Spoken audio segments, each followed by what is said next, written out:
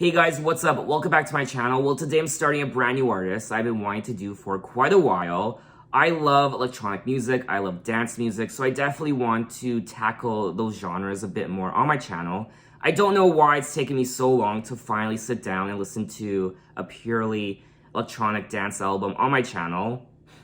It's been far too long, but today I will be checking out Daft Punk finally. Now, Daft Punk were a French electronic music duo formed in 1993 in Paris by Thomas Bangalter and Guy-Manuel de Homem Christo. They are regarded as one of the most influential dance acts in history. In 2015, Rolling Stone ranked them the 12th greatest musical duo of all time. Other publications named Daft Punk the most influential pop artist of the 21st century. They also achieved immense popularity in the late 1990s as part of the French house movement. Just like any other music duo out there or band, I'm always curious as to why they chose the name they did for their group, and it says here that originally they actually named themselves after the Beach Boys song Darlin. They also did a cover of the song Darlin by the Beach Boys with an original composition, and then eventually Daft Punk was taken from a negative review of their composition of Darlin in The Melody Maker by reviewer Dave Jennings, who dubbed their music as a daft punky trash. The band found the review amusing, and Homem Christo said, "We struggled so long to find the name Darlin. The name Daft Punk happened so quickly." I don't think I've ever heard Darlin by the Beach Boys.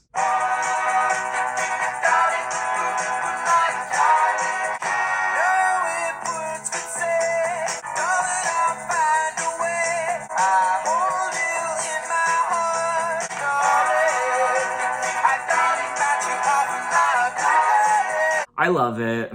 I love it. Now, I will be going back to where it all started with their debut album called Homework from 1997. The album is widely hailed as a classic of the French house genre and a significant influence on subsequent dance music. The increasing popularity of Daft Punk's singles led to a bidding war among record labels, resulting in the duo signing to Virgin Records in 1996. Thomas stated that to be free, we had to be in control. To be in control, we had to finance what we were doing ourselves.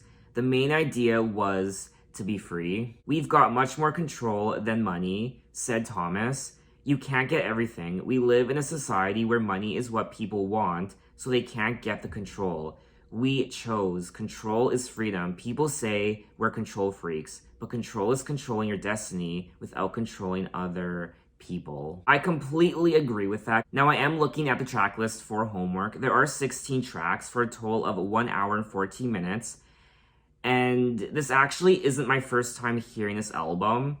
I remember listening to many of these tracks a long time ago when I was, I guess, a teenager, like 15 years ago. So it's been many years since I have listened to this album last. So I actually don't remember what any of these songs sound like, with the exception of track 7, Around the World. And from my understanding, both Thomas and Guy-Manuel were in their early 20s when this album came out. Just some young guys from Paris creating revolutionary dance electronic music.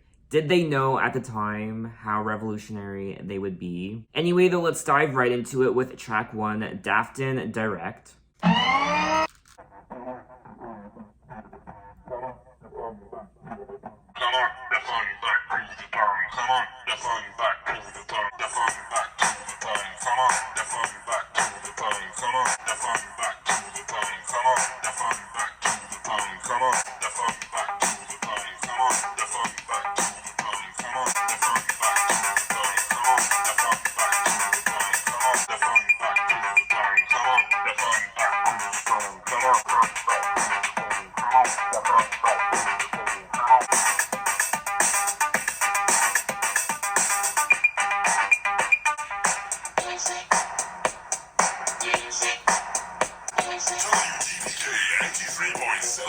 Brings you exclusively Daft Punk's Homework.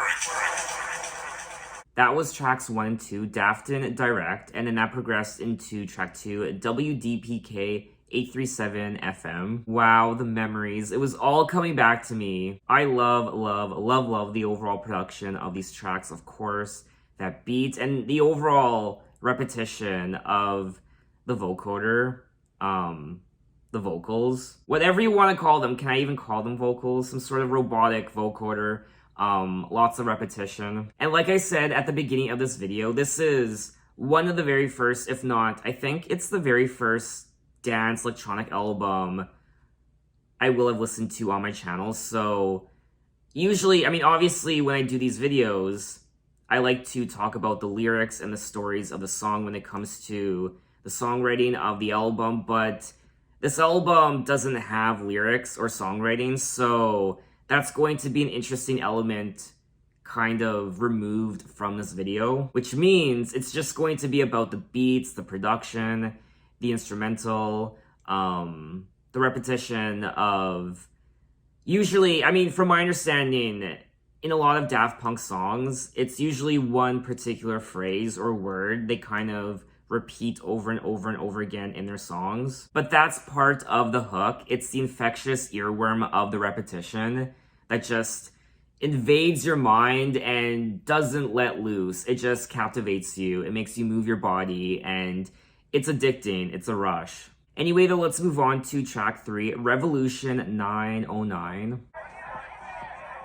Oh my god, I remember this.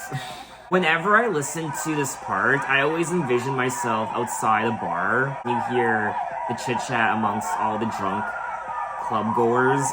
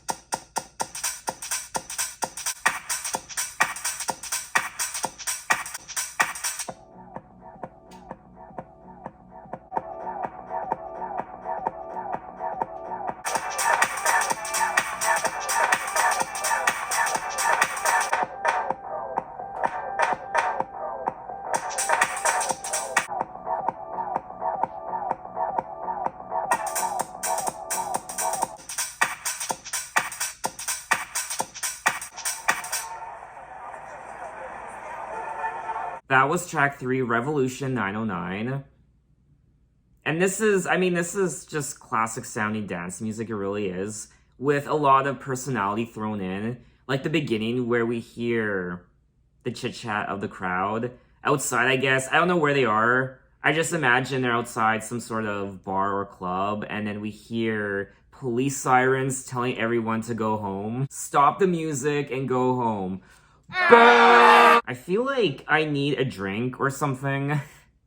I'm listening to this album on a Monday afternoon. I mean, this isn't the type of album you really listen to on a Monday afternoon. For me anyway, it's a very nocturnal sounding album. It's a weekend album. Now, Revolution 909 was selected as one of the singles from the album. The opening skit in Revolution 909 is said to be a reflection of the French government and its stance against rave parties. Oh, when asked on the motivations of the stance, Thomas said, "I don't think it's the music they're after, it's the parties. I don't know. They pretend it's drugs, but I don't think it's the only thing.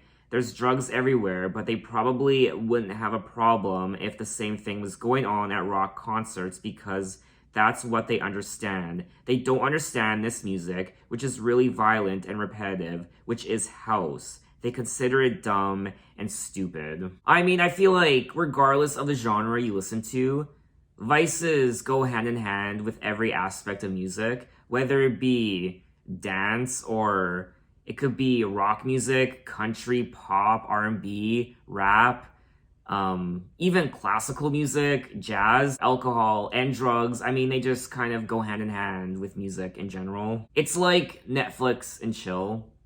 When you're watching a streaming service with your date or your partner, things are bound to happen. It's just a perfect marriage of the two. Anyway, though, let's move on to track 4, Daft Punk.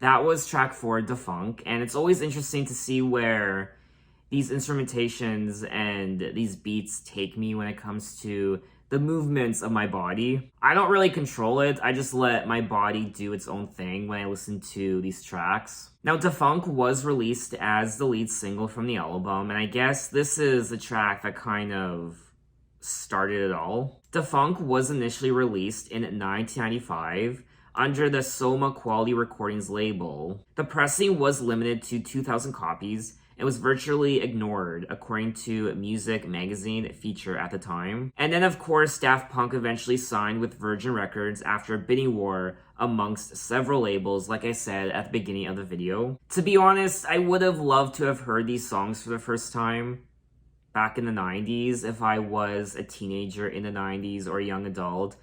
I was just a wee lad, a kid, but hearing these songs for the first time in the 90s when you were a teenager or young adult, I mean, it must have been priceless, I imagine. What I love about these songs so far is you really don't grow bored of them as you listen to the entire track.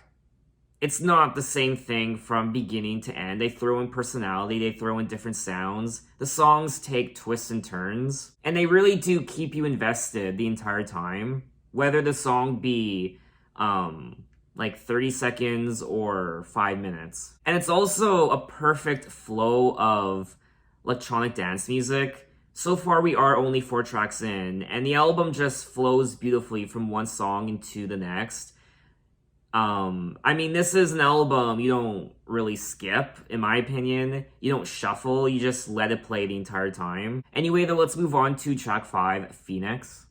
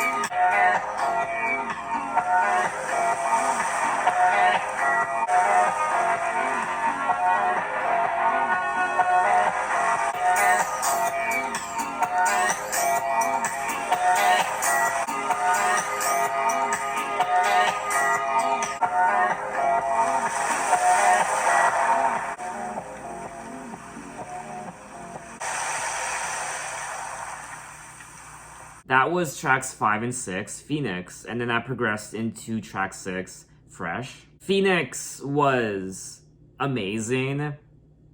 the overall, I mean, that pulsating beat, it's just, I don't know, it's just perfect dance music in my opinion. It's intoxicating and you just let go of your inhibitions and just let your body do its thing. I will also point out that there are many times when I'm listening to these songs and my eyes are actually closed.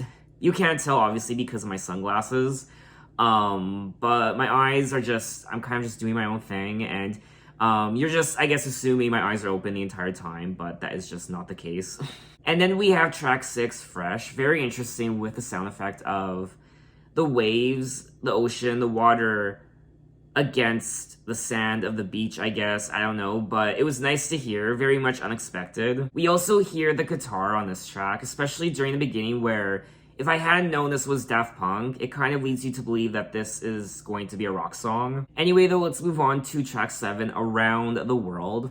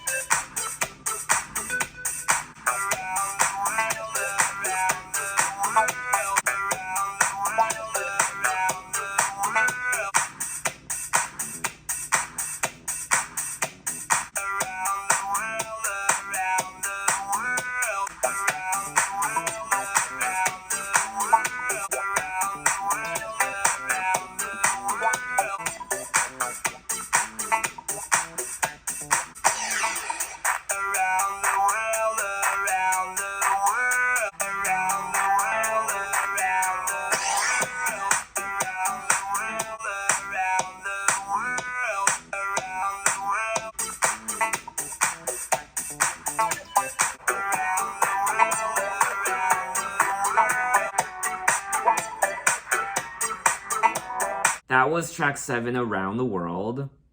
I'm pretty sure this was one of the very first Daft Punk songs I'd ever heard. It was either this one or One More Time. I'm actually pretty sure it was One More Time. I mean, this is just 7 minutes of pure around the world bliss. I mean, that's essentially, the repetition of Around the World the entire time.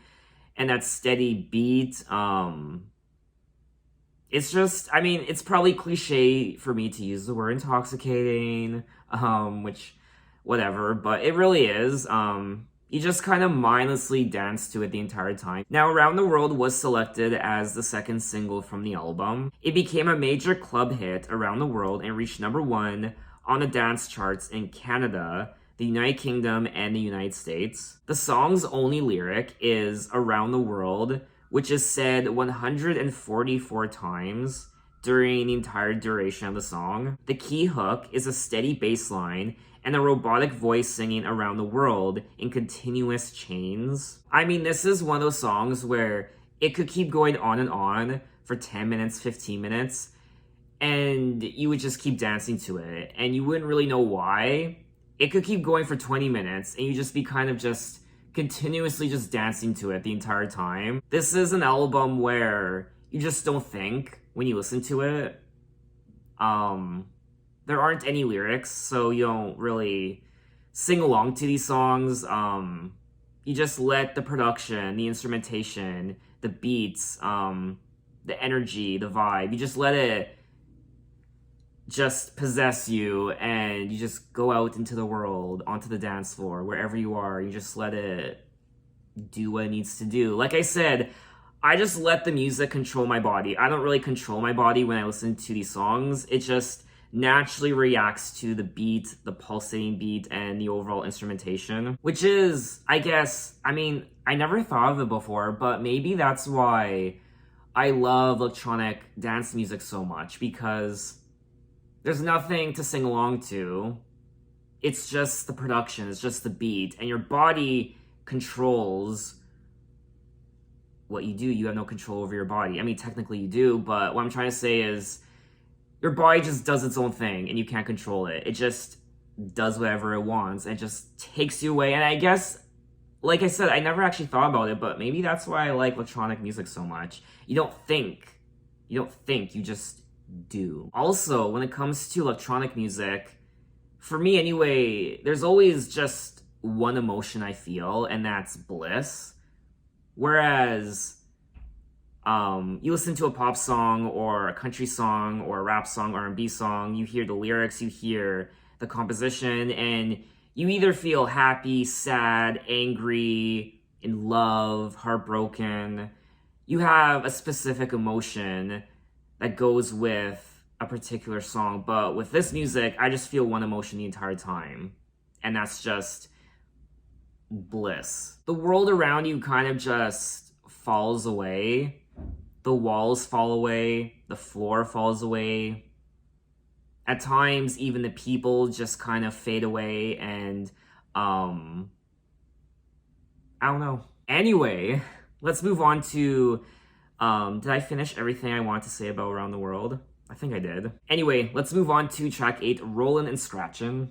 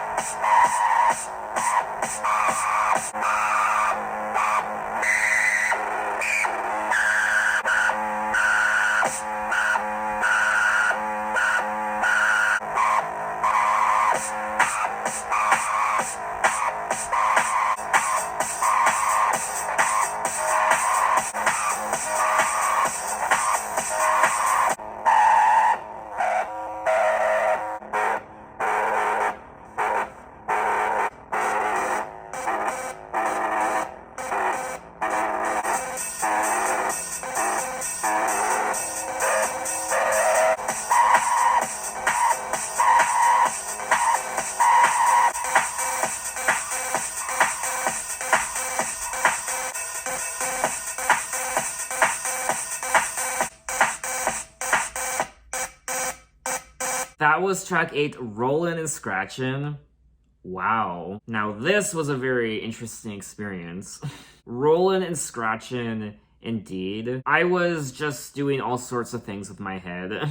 The screeching on this track I found to be quite interesting. I guess that was supposed to be, like the scratching. I feel like out of all the tracks I've listened to so far, this one might be one of the more, I don't know, I guess one of the more dramatic ones. And oddly enough, not once did I ever find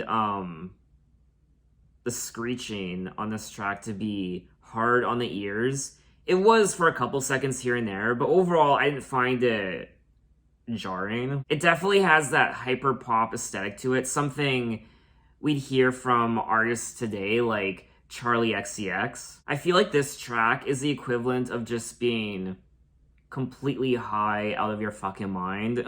Anyway, though, let's move on to track 9, Teachers.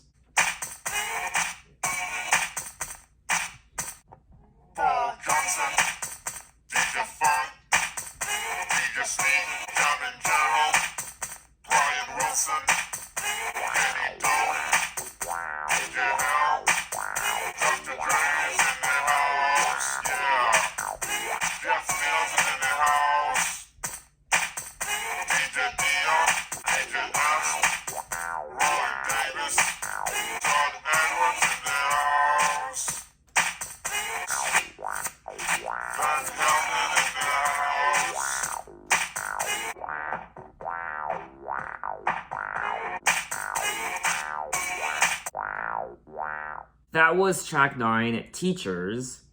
And this was quite interesting because I think of all the songs I've listened to so far, this one has obviously the most lyrics. They are listing off all of these DJs. Paul Johnson, DJ Funk, DJ Sneak, DJ Rush, Wax Master, Hyperactive.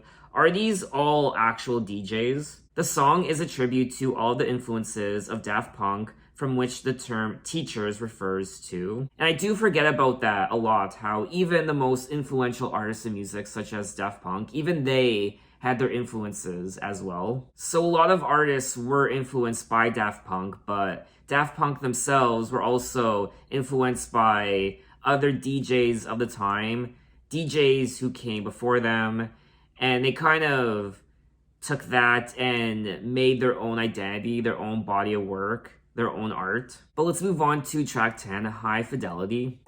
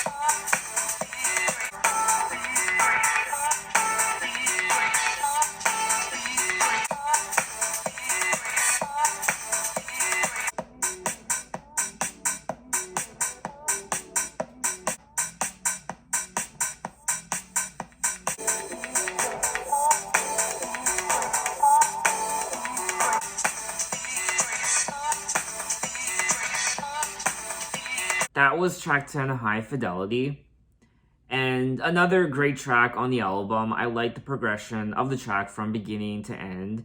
Kept my body moving the entire time. And there were also horns on this track, which was nice to hear, a little unexpected. That's what I like about this album, is going into each song, you kind of have an idea of what you're going to hear because it is Daft Punk, but there is usually one production moment of each of their songs that surprises you. But let's move on to track 11, Rock and Roll.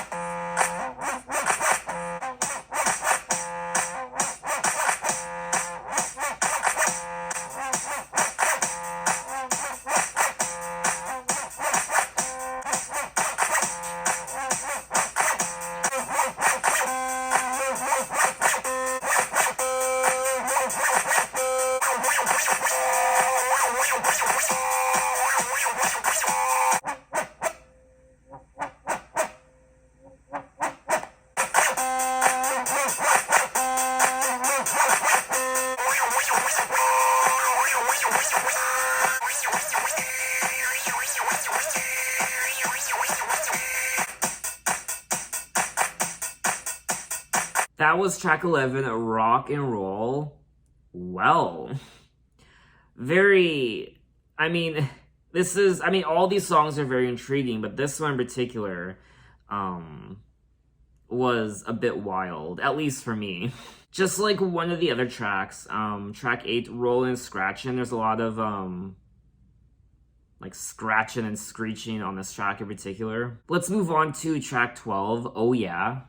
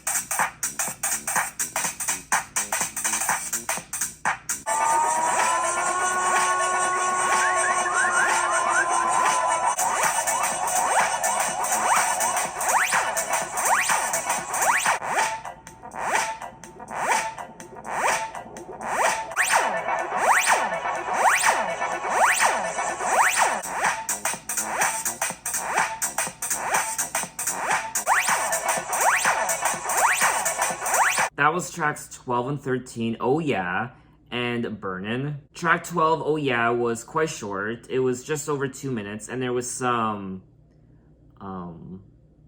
vocals, some sort of, I don't really know what it was. Everybody loves screaming on the deck. Oh yeah. And then Burnin', that was a great experience hearing that song. It was like a ray gun. So let's move on to track 14, Indo Silver Club.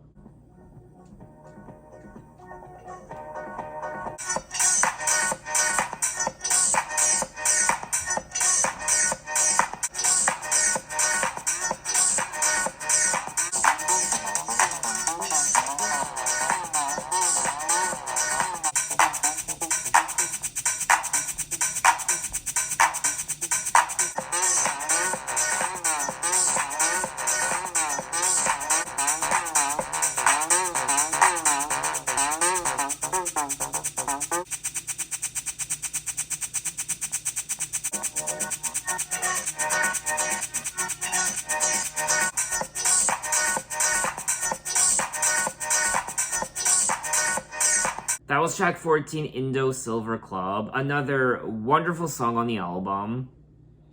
I'm moving my head a lot in this video, so I'm kind of getting a headache, I won't lie. My head, I mean my neck, my poor neck. What's that called when the beat of a song slows and gets quiet? And you can still kind of hear it, but then it gradually picks up again. What's that called? I'm sure there's a word for it. That's the best way I could explain it. Let's move on to track 15, Alive.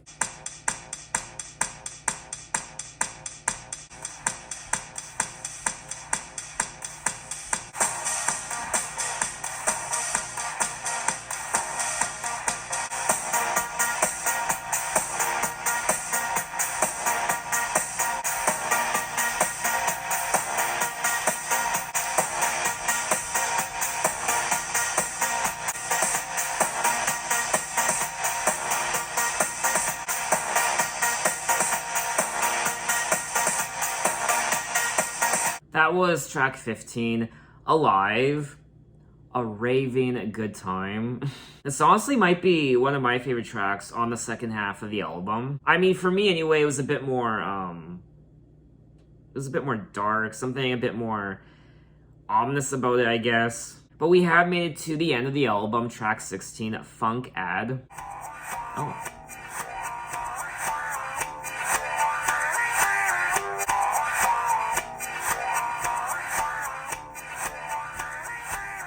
That was track 16, Funk Ad.